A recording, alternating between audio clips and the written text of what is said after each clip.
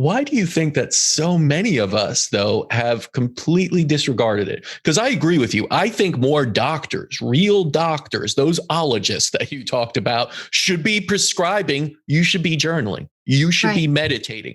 You should be just speaking with people that bring you joy and doing things that bring you joy.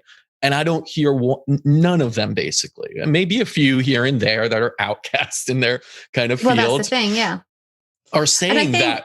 But why is that? Why can't a doctor just say, I still believe in drugs. I that's okay. But also, why wouldn't I try this out as well? What is the worst that could happen if I tell someone, even if I put them on a low dose, why don't you also try? So maybe we could get you off of this too, because we don't want you on this for the rest of your life.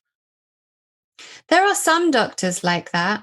I had a rheumatologist when I left that awful rheumatologist after methotrexate. I was fortunate enough to meet one that was the most amazing man, Andrew Keat. Got to give him a word there. He was incredible, and he was so supportive of my journey and how I wanted to play it. And he agreed with me about, how the system wasn't working, but that was all he had to offer. But he would support me in my journey. So I'm always a fan of have the diagnostics, get a diagnosis, and then kind of go and deal with it yourself. So he would, do the scans and all those kind of things that I needed. And when I started getting better, and I remember once it was summer, I was in my early 20s, I was young. I was planning on going out to meet some friends after my appointment. And I was wearing a denim skirt, a short denim skirt. And he said, Lauren, you carry on doing whatever it is that enables you to walk in here wearing a denim skirt in the summer, because none of my other patients of your age with arthritis can do that. He was amazing. So I think there are some doctors, but they are few and far between. I mean, in my experience, it's like the smallest percentage. And, and most doctors, and this is the thing, I kind of always feel like I'm the one that comes out of a hospital appointment or a doctor's appointment having something bad to say. But I think it's because I'm coming at it now with the experience of knowing that there are other options. And when you walk into a doctor's surgery and there is a possibility that you know more about something than they do, they don't like that. In the same way that when I had my children and doctors were questioning why I wasn't vaccinating, and I would ask them, well, can you name me 5 ingredients in that vaccine and 5 of the listed side effects? And they would look at me blank, and I would say, well, I can. So if you can't, then I must be in a better position to make this decision for my child than you are. But I think a lot of it comes down to fear. And we've seen from the past year and a half, how easy it is to brainwash a population when they're in a state of fear. And so I think that with doctors, we see the doctors who are speaking out, we see the whistleblowers, and we see what ends up happening with them.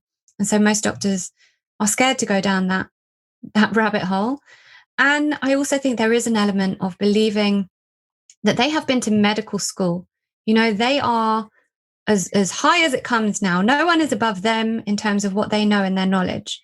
But essentially, it's my belief that what they're learning in medical school is probably being kind of filtered down by who's up there, pharmaceutical industry. And what they're learning is from a textbook, essentially. And there are some great doctors who go and do lots of research and they look into other things. And I recently met someone who is a rheumatologist, but he decided to go to China and study Chinese medicine. And I have a lot of respect for him. He's still studying and practicing conventionally, but because he made the effort to go and see and learn more about the human body and about other methods, I have a lot of respect for him. But I think essentially, once you get into that world of believing that everything that you need to know is coming from a textbook, and then they don't really go and research. When I started telling my rheumatologists about MTHFR, and hold on, there's a connection here between folic acid, forget even the chemo that you gave me that made my hair fall out and damaged my liver and left me sick and disabled. Let's forget about that for a moment. Let's think about what the folic acid was doing to me when I have MTHFR. 70% of the population is said to have MTHFR. We can't methylate. We cannot absorb things like folic acid or B12 in the synthetic form. We need them in the methylated form. Now, someone comes and tells you that, and you just say, no, that's just rubbish. Where did you get that information from? And do you know how many times I've heard that, Casper? Where did you get that from? Like talking to me like I'm a child, but because I haven't been to medical school, I must not have enough knowledge or as much as them, even though I'm coming to them with information that they've never heard. And so I can't answer your question. I don't know why it's like that. I think it's an element of fear. I just think it's the way that the industry is. And we know that industries that are run by massive corporations that are earning loads of money, unfortunately, there is a kind of a method to how things happen there. And the only time I ever see long-term remissions are when people step outside of that model.